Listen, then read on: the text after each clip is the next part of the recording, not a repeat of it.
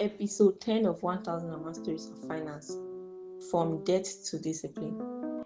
Benard sat on a stool in silence, his mind heavy with uncertainty. He had no money on him and was already deep in financial trouble after spending his last cash on a failed bet, money he had borrowed from his new flatmate Vince, hoping to multiply it. Now that hope had collapsed. Exhaling sharply, as though trying to release the weight pressing on his chest, Benard stood up and left the betting shop. As he crossed the road, a sudden hiss of tires and a loud screech of brakes jolted him back to reality. A car had stopped just inches away. "Can't you see where you're going?" the driver shouted. Benard quickly moved across, shaking. His mind had been elsewhere, overwhelmed by thoughts of death and failure. When he got home, Vince was seated watching TV. "Where have you been? I thought you went out for a short while," Vince asked calmly. Benard hesitated. A bitter thought crossed his mind. If he knew what happened to your money today, he wouldn't be this calm. "Benard, can I get my money back today? I need some cash," Vince added, as if sensing something was wrong. Benard's chest tightened. "Okay, I'll get it for you tomorrow. I'm low on cash right now, and it's too late to go out." Vince nodded and accepted the response. Later that night, Benard lay in bed, staring at the ceiling, wondering how he would keep his promise to pay Vince the next day. Eventually, exhaustion pulled him into sleep.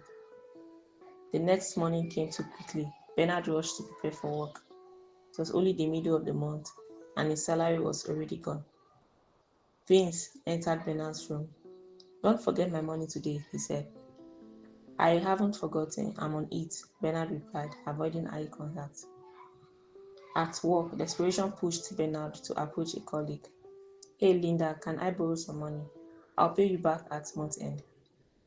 Linda hesitated briefly, then agreed and handed him the cash. Relieved, Benard went home after work and immediately paid Vince. Maintaining his integrity in the house felt more important than anything else. He and Vince were new flatmates, and he feared the shame of being seen as unreliable. By the end of the month, salaries were paid at the office. As Benard prepared to go home, Linda stopped him. "Hey Benard, my money, did you forget?" Startled, he quickly paid her. Before he could leave, another colleague approached. "Benard, my money." "Oh, can it wait a bit?" Benard asked quickly. "No, you promised last week," the colleague replied. One by one, more colleagues came forward, each reminding Benard of money he had borrowed and forgotten. Even an office contribution he had delayed came up. Frustrated and overwhelmed, Benard paid everything he owed. On his way home, he spotted a shopping mall and decided to stop by, spending more money. By the time Benard arrived home, his salary had almost completely disappeared. He checked his phone. Only a small fraction remained, barely enough to survive 10 days. This was his pattern: earn, spend, borrow, repay, and repeat. That evening, Vince knocked on his door. "Hey, I'm going to get some drinks. You can join me if you want," he said, assuming Benard still had money since he had just been paid. Benard agreed and they went out together. The next morning, Benard asked Vince for money again. Vince frowned. "Bet, you were just paid." "It's gone," Benard admitted quietly. "I don't even have transport money." Confused but kind, Vince still gave him some cash. At work, Benard borrowed from Linda once more. "Already? I thought we were just paid," she said in disbelief. He used the money to pay back Vince, and once again the circle continued. That night, Benard sat in silence with Vince in the living room, his thoughts heavy as he wondered how he would survive the rest of the month without money. Eventually, Benard finally broke the silence. "How do you always have money left?" "I earn, but it never lasts." Vince leaned back. "It's simple. You need structure. Every salary must be accounted for before you spend it. Write everything down: your income, your expenses, your debts. Never spend blindly." "Although I do more to increase my money, and it's not betting."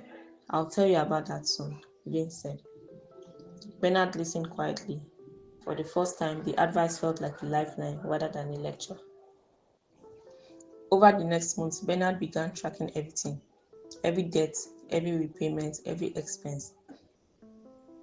Patterns started to emerge. He realized how often he spent impulsively and how easily small purchases added up. He even discovered he had overpaid some people simply because he had forgotten the original amounts. That realization unsettled him. Determined to change, Benard stopped the impulsive spending. He stopped visiting the betting shop. He began planning his expenses before spending and reduced borrowing to the bare minimum needed for survival.